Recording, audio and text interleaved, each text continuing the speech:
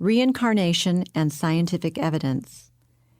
Yes, some scientific evidence is claimed for reincarnation. There are the studies of clinical psychologist Helen Wambach.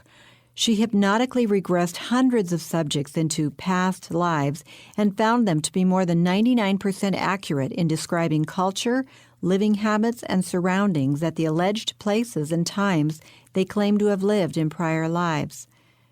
Hypnosis, however, involves a highly suggestible state in which one is controlled by the hypnotist.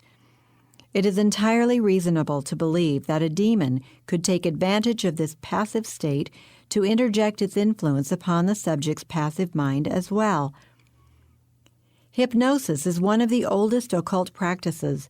No one should ever submit to hypnosis. In fact, most courts of law in the United States will not accept testimony from a person whose so-called memories have been uncovered by hypnotic regression. Nevertheless, many Christian psychologists use hypnosis in counseling in order to probe into the patient's past. In contrast, Paul declared, "Forgetting those things which are behind, and reaching forth unto those things which are before, I press toward the mark for the prize of the high calling of God in Christ Jesus." Philippians 3:13 and 14.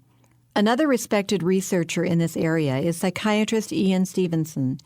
He has investigated and documented a number of cases of young children who, in the process of spontaneously expressing memories of past lives, gave so much factual data that there seemed to be no other explanation except reincarnation.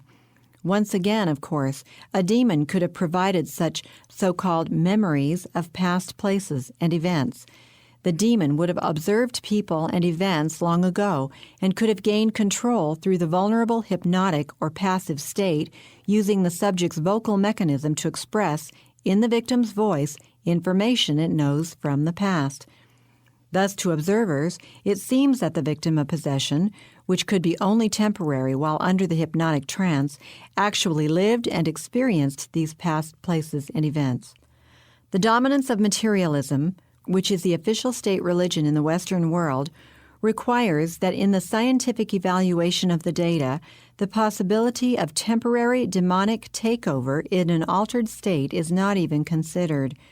Nor is there any way by materialistic science to know whether a demon was involved.